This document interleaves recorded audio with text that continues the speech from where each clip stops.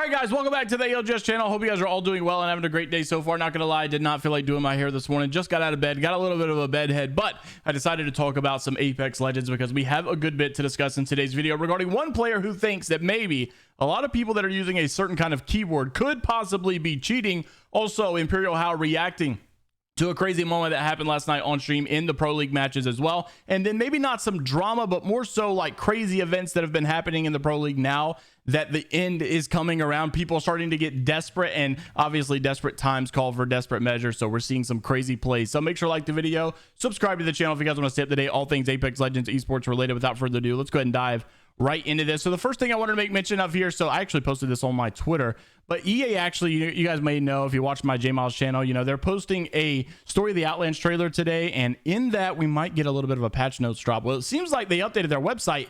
Ranked play finally getting some updates. Let's go. We've definitely needed that. It's been quite way overdue, to be honest with you. So wanted to mention this. Here we go. This is some of the big topics last night in Pro League matches.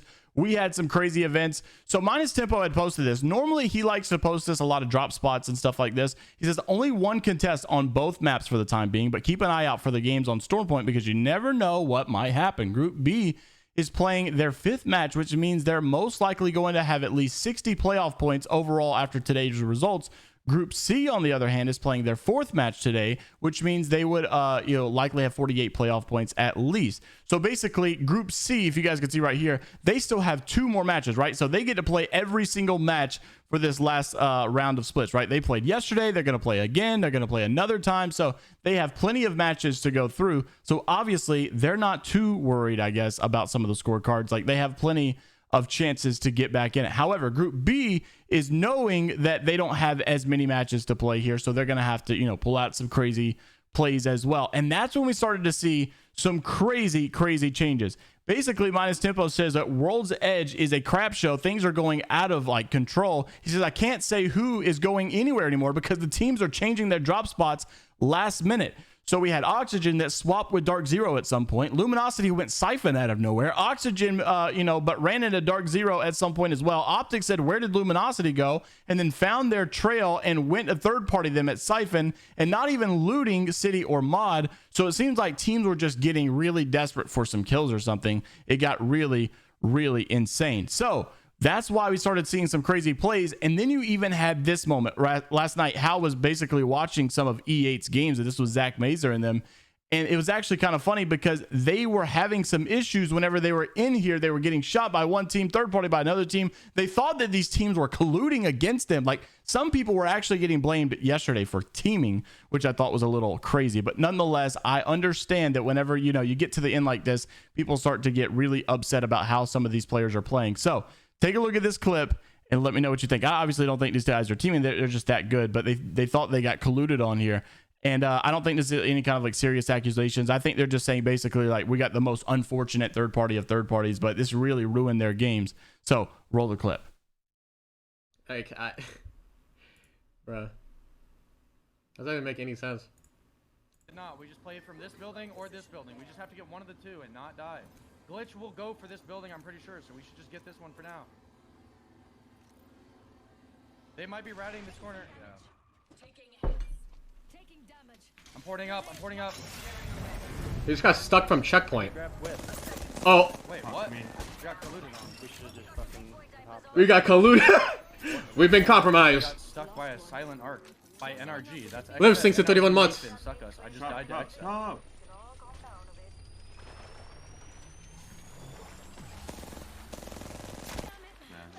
You want me to pick you up or drop? Bro, NRG stuck them from checkpoint tunnel and then they TP'd into fucking exit. Yeah. You Oh my god.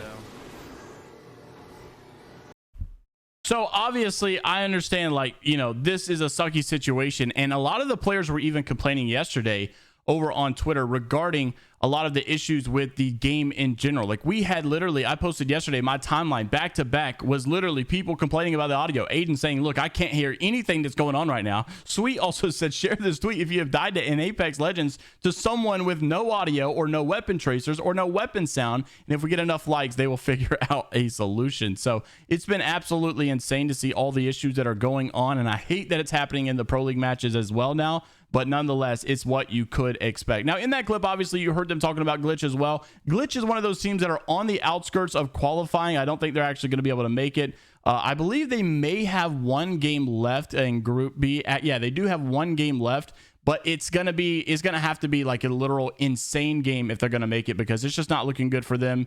A lot of these teams just don't have enough games to have enough time to come back at this point. And TSM, we're going to talk about in just a second, another team that's going to have a little bit of worrying to do here as well. But nonetheless, Glitch got a really insane play last night. This was coming from Vayne with a massive clutch in their game, and a game that they really needed to get some good points out of, and definitely something I know that they're quite proud of as well. Roll the clip. Dude, your Q like literally queued me into them. Shut up. You can win this, Vayne. Back shots. One guy on my... Oh, he went left. Chill. Nice. They're so tight. There's 2 people on my box. Nice. 2 people on my Pop box. mech it. You win this game, bro. That guy queued him. That guy queued him for you. Nade it if you have it on the right. Nade if you have it on the right. Kill us here. Let's go, Vayne! Oh my god! Let's go! Oh my gosh, guys! Let's go! Oh my god! Let's go! You played that so good. Oh, dude! Oh my god. Let's go! Monster. Fucking huge. No, you don't even understand what you did to me, Aiden. I was like mid jetpacking, and then you queued me up, and I went so high into both teams. Like, I'm pretty sure Let's if go. I'm on 4-3 linear, I win that much faster.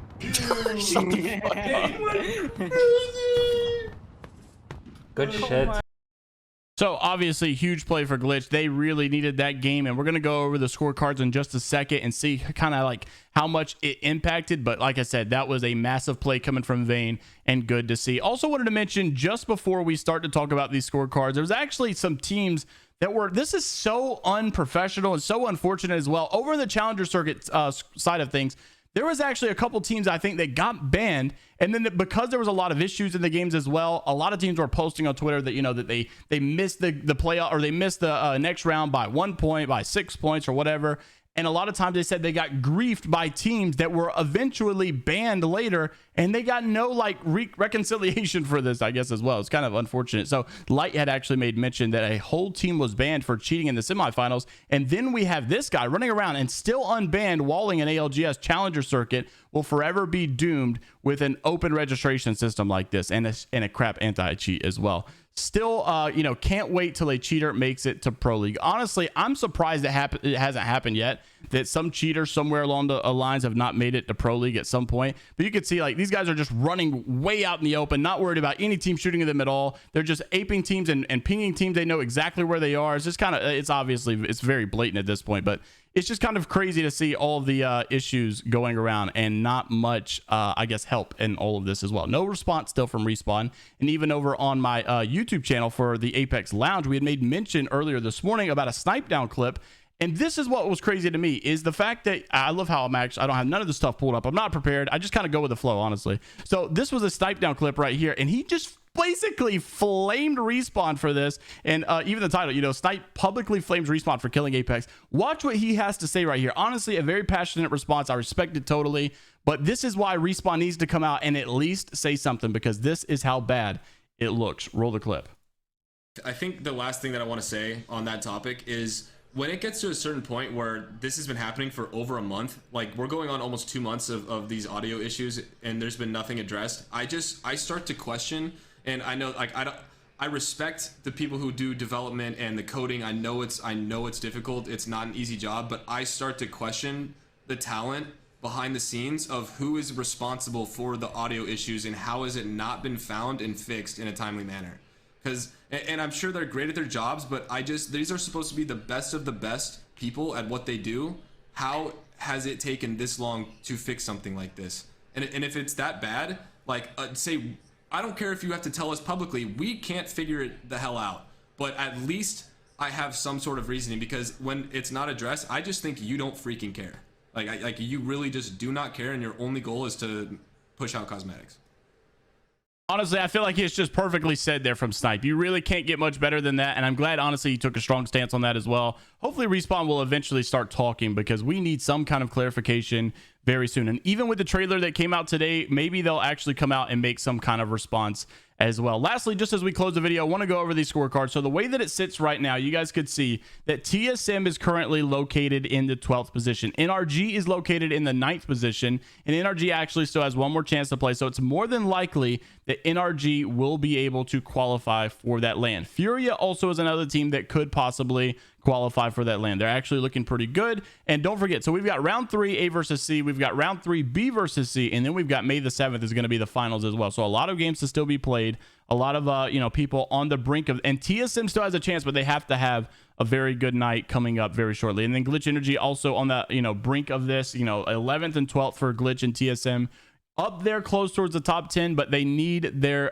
games to be very good this coming up weekend and then the following weekend as well. And so I'm interested to see how this all plays out. I'm honestly surprised that a lot of the teams that were not necessarily favorited have really dominated. Like, I know Meat Lovers, obviously good team with Tech and all those guys, but like, I don't really think people really saw Meat Lovers being that much better and more consistent over, TSM and Furia and all of these guys. So it's good to see other squads like that who don't have an organization really representing them, making their own logos and stuff like that. It's really good to see. And then you've got Wildcard Gaming that just signed with Madness and all those guys. So it's good to see Complexity didn't even make it to last LAN. So it's nice to see that they're back in all of this as well. Some other teams down here that really need some work. Obviously, you've got Tripods that have a lot of work to do. Oxygen still not performing to the degree that we thought that they would be. E8 really struggling as well. Honestly, we thought that roster might be a little better as well. And so just not all working out. Sentinel's not doing too hot either. So interested to see what you guys have to say about all the topics down in the comment section below. Make sure to like the video if you guys did enjoy, and subscribe to the channel if you guys want to stay up to date all things Apex Legends esports related. And until next time,